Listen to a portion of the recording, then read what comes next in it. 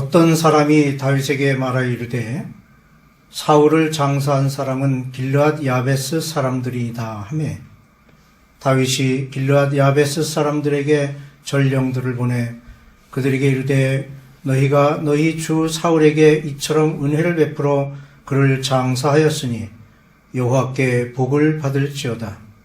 너희가 이 일을 하였으니 이제 여호와께서 은혜와 진리로 너희에게 베푸시기를 원하고 나도 이 선한 일을 너희에게 갚으리니 이제 너희는 손을 강하게 하고 담대히 할지어다. 너희의 주 사울이 죽었고 또 유다 족속이 내게 기름을 부어 그들의 왕으로 삼았음이니라 하니라. 아멘. 다윗은 사울의 시체를 길르앗 야베스 사람들이 거두어 장사를 치러 주었다는 말을 듣고 그들에게 전령을 보내 그들의 선행을 칭송하고 그 일에 대해 보답할 것을 약속하였습니다. 그러면서 다윗은 그들이 사울의 최후까지 충성을 보였듯이 자신에게도 충성할 것을 부탁합니다.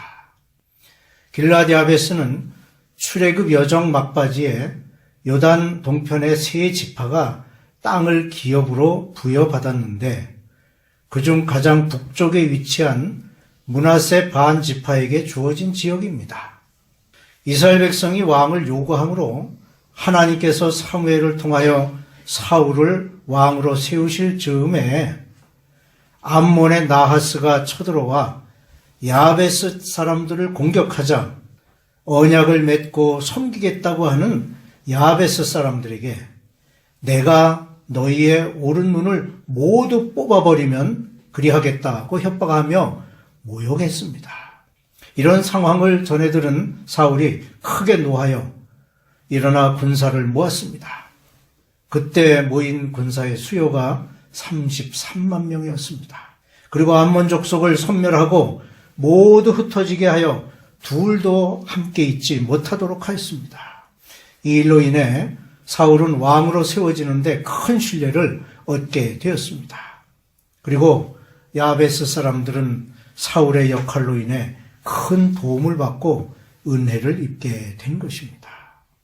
본문은 유다왕 다윗이 벳산 성벽에 못 박혔던 사울의 시체를 찾아 장사를 치른 길르앗 야베스 주민들을 칭송하며 위로의 말을 전하고 이제 자신이 왕으로 기름 부음을 받은 것을 선언하는 내용이 담겨 있습니다. 사실 길르앗 야베스 사람들은 다윗의 적이었던 사울을 추종한 입장에 있었으므로 그럼에도 불구하고 다윗은 그들의 선행을 칭찬하였고 보상을 약속한 것입니다. 첫째로 야베스 사람들의 선행이 있었습니다. 그들은 사울에게 입은 은혜를 잊어버리지 않았습니다. 그들은 이전에 암몬 사람 나하스에게 고통을 당할 때 사울에 의해 구원함을 받은 자들입니다. 그들은 자기들을 구원해준 사울의 은혜를 잊지 않았습니다.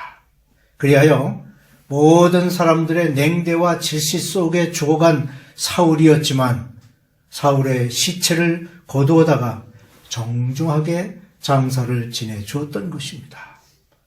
이와 같이 내게 은혜를 베푼 사람을 잊지 않고 그 은혜를 보답하기 위해 애쓰게 되면 또 다른 은혜가 그에게 임하게 되는 것입니다.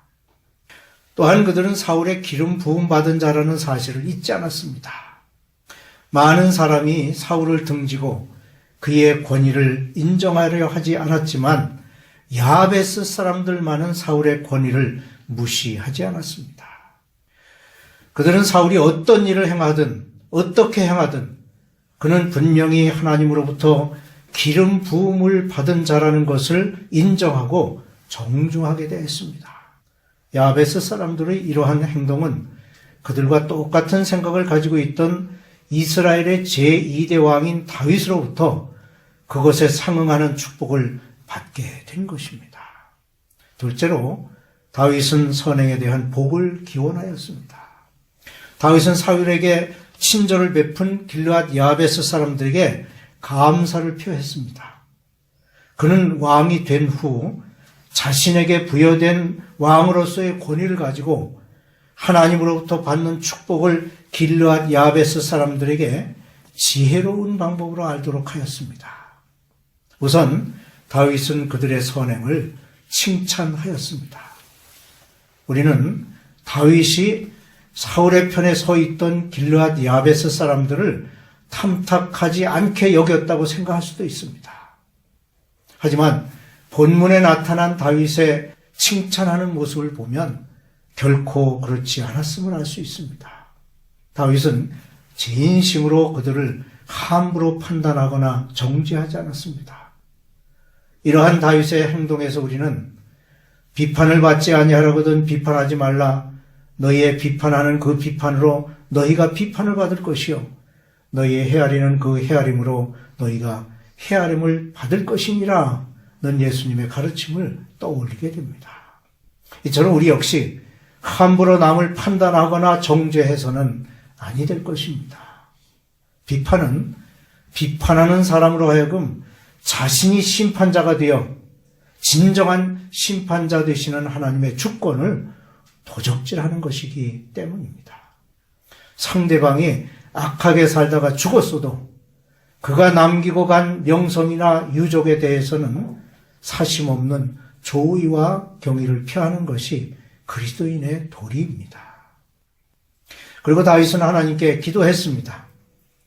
다윗은 야베스 사람들의 선행에 대해 하나님께서 직접 축복하시고 보답해 주시기를 간구합니다. 즉 나오미가 룻과 오르바 두 자부가 자기 가정을 선택했을 때 여호와께서 그들에게 선대해 주시기를 기원한 것과 같습니다.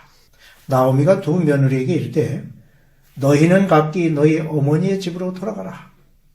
너희가 죽은 자들과 나를 선대한 것 같이 여호와께서 너희를 선대하시기를 원하며 여호와께서 너희에게 허락하사 각기 남편의 집에서 위로를 받게 하시기를 원하노라. 룻기 1장 8, 9절에 있는 말씀입니다. 이와 같이 우리의 입은 저주보다는 축복, 시기와 질투보다는 그를 위한 도고의 기도가 더욱 많이 있어야 할 것입니다. 이것이 바로 믿음의 사람, 특히 영적 지도자의 참된 자격인 것입니다.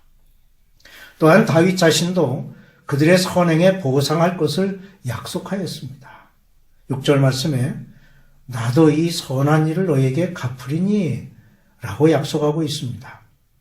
하나님께서 주실 복은 은혜와 진리인데 은혜는 진실하신 하나님께서 자신이 하신 약속을 근거로 하여 자기의 백성에게 베푸시는 무한하신 그의 사랑이며 진리 또한 진실하신 약속의 보증인 것입니다.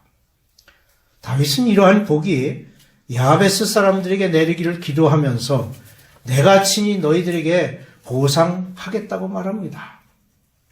이것은 다윗이 얼마나 기름 부음받은 사울을 사랑했으며 그를 순수한 마음으로 대했는가 하는 것을 증명하는 좋은 예를 할 수 있습니다. 이와 같이 진정한 축복은 말로만 하는 것이 아니라 실제로 자신의 것을 베풀고 행하는 것입니다. 셋째로 선행에 대해 용기와 권면을 주고 있습니다. 하나님의 축복과 자신의 보상을 약속한 다윗은 이제 야베스 주민들에게 너희들이 사울에게 할 수 있는 최고의 경의를 표했으니 이제 나와도 함께 동행하기를 바라면서 너희는 손을 강하게 하고 담대히 하라고 용기와 권면을 주고 있습니다.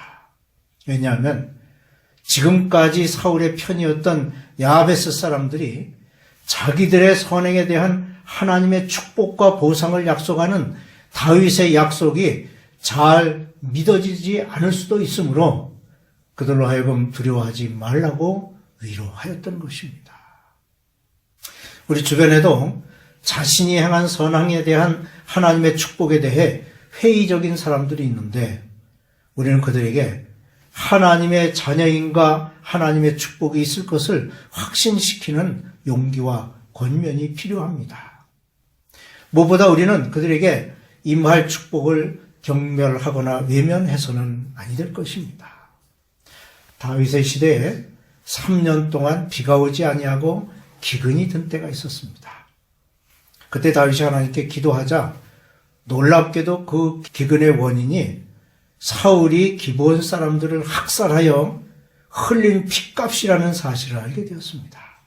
그 결과 사울의 자손 7명을 목매달아 핏값을 갚도록 한 사건이 있었습니다. 그때 목매달아 죽은 7명은 사울의 첩 중 하나인 리스바의 2 아들과 사울의 딸 메랍의 5 아들이었습니다. 그런데 리스바가 그 7 아들들이 달린 곳에서 굵은 배를 가져다 놓고 정성스럽게 시신을 지켰는데 낮에는 새들이 앉지 못하게 하였고 밤에는 들짐승들이 침범하지 못하도록 시신들을 지켰습니다.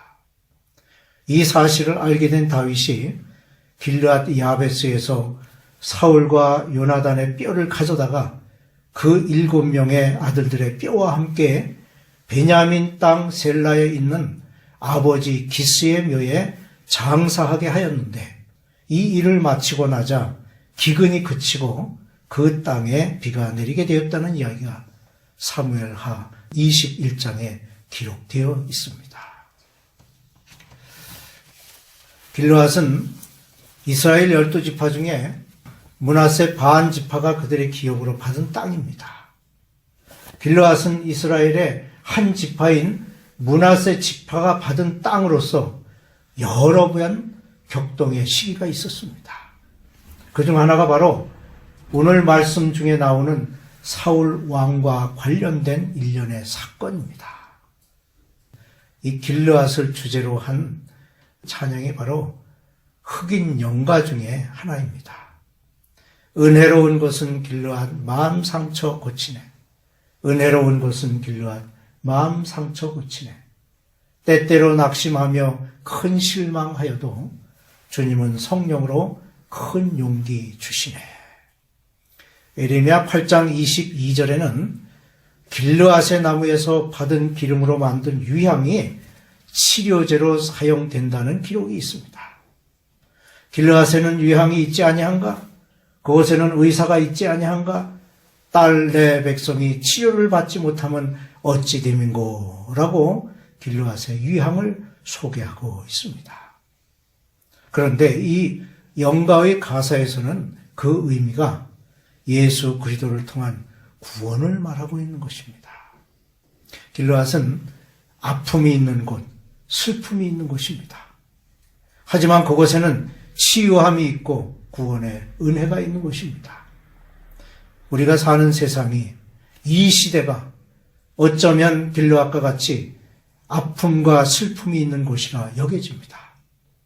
하지만 이 고통 속에 치유와 회복이 있었던 것처럼 우리가 하나님의 은혜를 믿고 고백하는 가운데 치유와 회복, 참된 구원의 은혜가 더할 줄로 믿는 것입니다.